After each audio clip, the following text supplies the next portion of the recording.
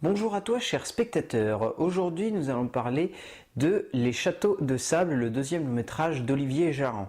Les Châteaux de Sable, ça raconte l'histoire d'Éléonore, une jeune femme qui vient juste de perdre son père et qui va se rendre dans sa maison de vacances qui était devenue la maison de résidence de son père pour essayer de la vendre et voilà, de faire son deuil.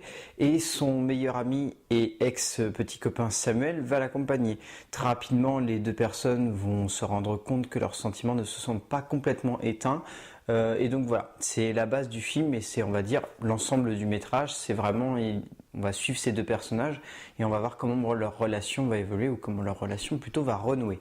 C'est donc le deuxième film d'Olivier Jarand, un réalisateur qui a réalisé en 2000 un film qui se nommait Fait comme si je n'étais pas là, et qui donc a mis quand même 15 ans à mettre en scène son deuxième long métrage. C'est une assez longue période, il faut bien le reconnaître. Entre temps, il a fait quelques films en court métrage, il a été réalisateur de making-of sur d'autres films. Enfin voilà, il a fait son petit bout de chemin, et donc il revient à la mise en scène avec ce film qui a été donc réalisé en 2013, qui sort aujourd'hui en salle.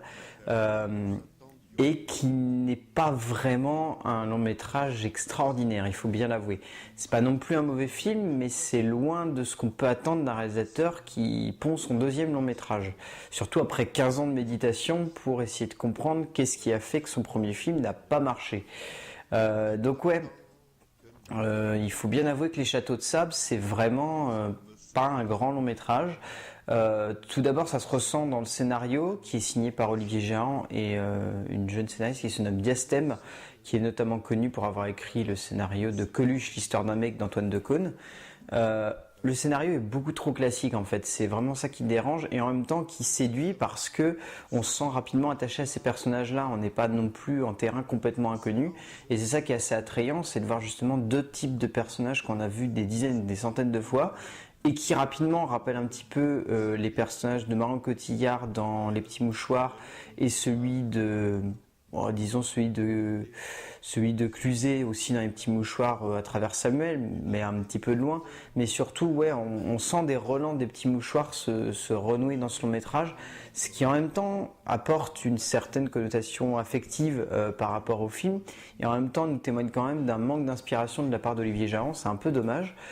Pour autant, ça reste tout de même plutôt bien, même si voilà, on trouve ça beaucoup trop classique, et c'est assez dérangeant. Au niveau de la mise en scène, Olivier Jarand, il est assez particulier puisque sa mise en scène, elle est loin d'être extraordinaire, elle est beaucoup trop surfaite, car on a vraiment la sensation que c'est filmé avec que dalle, malheureusement. C'est peut-être ce qui pose le plus de problèmes au film, c'est qu'on a la sensation qu'Olivier Jarand n'a réussi à avoir quasiment aucun financement sur ce deuxième long métrage, et ça se ressent dès les premières minutes. Il n'y a pas grand-chose qui s'imprime sur l'image et qui témoigne d'une inspiration vraiment nouvelle pour l'auteur. Dès les premières minutes, la narration est déjà très plombante. Elle n'arrive pas du tout à nous faire rentrer dans le film.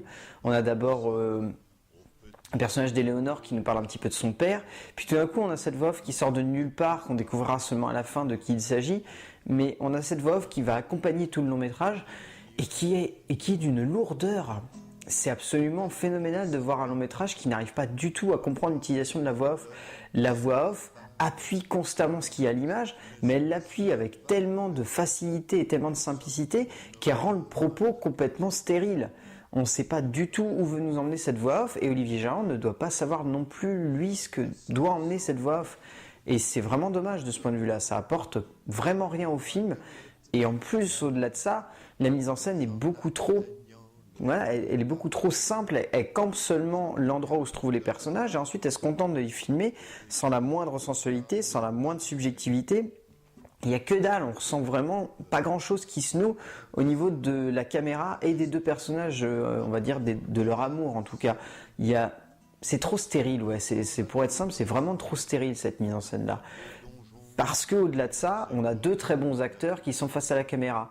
On a donc Emma Decaune, vraiment excellente dans le rôle d'Éléonore. Elle arrive vraiment à très bien camper le personnage. Elle est très touchante, très affective, pleine d'émotions et pleine de sincérité. Ça rend vraiment bien. Et on sent qu'elle aurait pu camper le personnage de Marion Cotillard avec beaucoup plus de sincérité dans Les Petits Mouchoirs que Marion Cotillard le fait. Et résultat, là, ça fait que son interprétation explose vraiment et elle est vraiment touchante dans son propos et dans sa manière de faire. Et au-delà de ça, il y a aussi Yannick Renier qui campe le personnage donc de Samuel, qui lui est vraiment la grosse surprise du film. Il arrive vraiment à camper le personnage de Samuel avec énormément de sincérité. Son personnage en même temps est complexe et à la fois très simple, et de ce point de vue-là, il arrive très bien à jouer avec les deux. Et ça rend vraiment vraiment bien. Il arrive vraiment à donner énormément d'affection à son personnage et il va vraiment porter en grande partie le film. Parce que vu que la mise en scène et le scénario n'arrivent pas forcément à lui donner les cartes en main pour être mis en avant, il va vraiment faire en sorte de créer son personnage et de le mettre en avant par lui-même. Donc voilà, Les Châteaux de Sable d'Olivier Jarand, c'est pas un grand film, il faut bien l'admettre. Voilà, c'est un film très moyen qui en même temps a des qualités, mais qui surtout est très plombé par énormément de facilité et énormément de classicisme, et ça a tendance à pas du tout servir le film, qui est sauvé en tout cas par ces deux acteurs principaux, qui sont vraiment les gros points forts du film, qui portent le long métrage et qui font que ce qui était stérile sur le papier devient vraiment lumineux et plein de couleurs à l'écran. Mais voilà, Les Châteaux de Sable d'Olivier Jarand, c'est pas forcément un film à voir en salle absolument. Mais voilà, pourquoi pas, rien que pour les deux performances d'acteurs, ça vaut le coup. A plus!